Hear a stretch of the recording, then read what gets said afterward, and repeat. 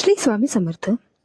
सोबतीला माझे स्वामी या यूट्यूब चॅनलवरती सर्व भावी भक्तांचे अगदी मनापासून हार्दिक स्वागत. आयुष्यात असा एखादा क्षण आला आहे का, त्यावेळी असं वाटलं की आता सगळं संपलं. खिशात दमडी नाही, मनात शांतता नाही, डोळ्यात मात्र न संपणारे अश्रू. पण असंच काहीच शिवमच्या बाबतीत झालं होतं. शिवम हा पुण्यात राहणारा मध्यम वर्गातील एक साधा मुलगा होता, पण त्याच्या डोळ्यात मात्र फार मोठी. त्याने स्वतःचा असा व्यवसाय चालू केला होता, पण एकामागे एक त्याच्यावर आसमानी आणि सुलतानी संकट येतच होती. हळूहळू त्याच्यावरचं कर्ज देखील वाढत गेलं.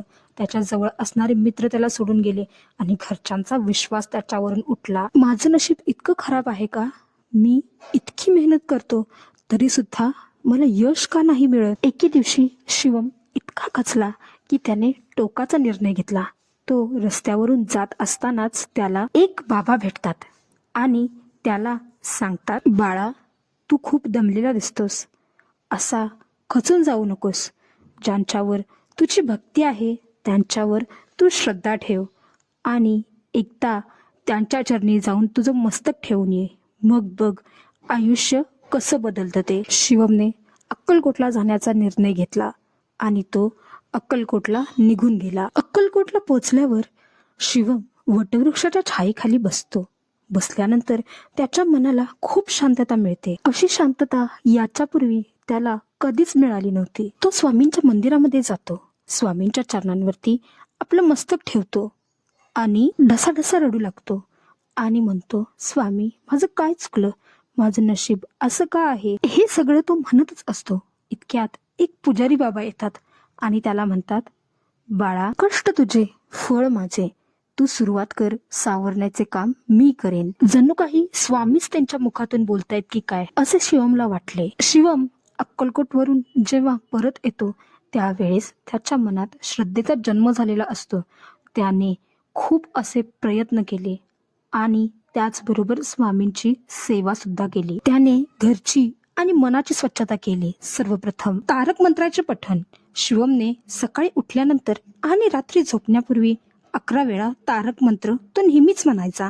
त्याच्यामुळे काय झालं, त्याच्या मनातील सर्व भीती जी आहे ती निघून गेली. तो नित्य सेवा करत असे. दर गुरुवारी स्वामींच्या मठामध्ये जाऊन मठाची स्वच्छता करण्यापासून ते स्वामींची सेवा करण्यापर्यंत सर्व कामे तो करत होता. रोज सकाळी स्वामींच्या फोटोला अत्तर लावून मंत्रोपासना करून ते पाणी प्राशन करणे. श्री स्वामी समर्थ महाराजांचा जप तो सकाळी उठल्यानंतर कामाच्या ठिकाणी किंवा प्रवासाच्या वेळेत तो अखंड स्वामी नामाचा जप करायचा. तो अगदी प्रामाणिक कष्ट करत होता.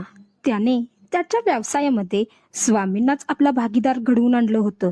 म्हणजे ज्या वेळेस त्याला नफा होईल त्यातील थोडा हिस्सा हा बाजूला काढायचा, तोही समाजसेवेसाठी. अशा प्रकारे शिवमने स्वामींची सेवा केली, त्याचबरोबर समाजाची सुद्धा सेवा केली. उपाय आणि श्रद्धेने शिवमला नवीन वाटा दिसू लागल्या. ज्या बँकेने त्याचं कर्ज नाकारलं होतं त्याच बँकेने त्याला मदतीचा हात दिला होता. त्याचा धंदा आता चांगला चालला होता.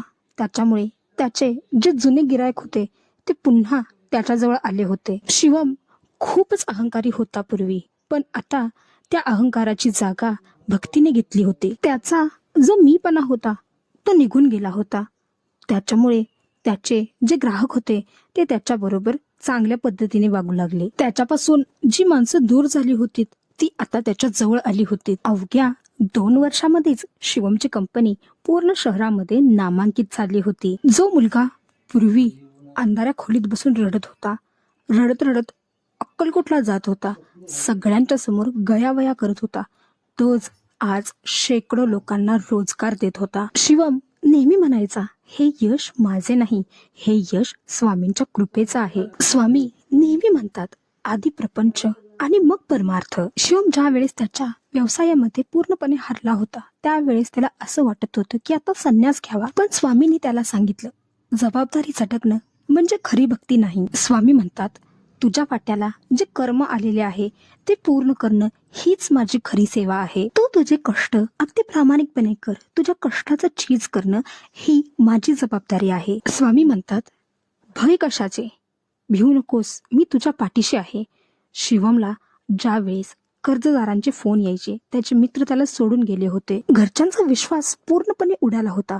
त्याचबरोबर त्याला रात्रीची झोप येत नव्हती. त्यावेळेस त्याने तारक मंत्राचा आधार घेतला. त्यामुळे त्याला कशाचीच भीती राहिली नाही.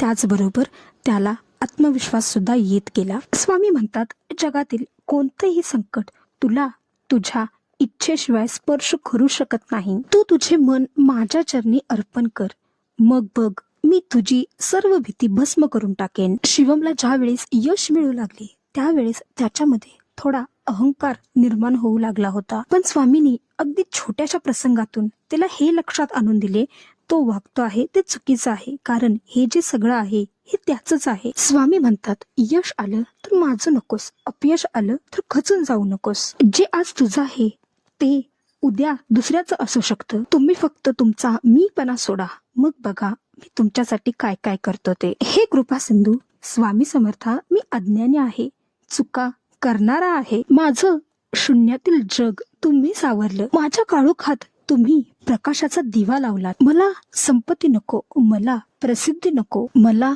फक्त तुमच्या चरणांची सेवा आणि अखंड नामस्मरण द्या. माझ्या आयुष्याची नौका आता तुमच्याच हातात आहे, ती तुम्हीच आता पहिले तरी न्यावी, हीच माझी इच्छा आहे.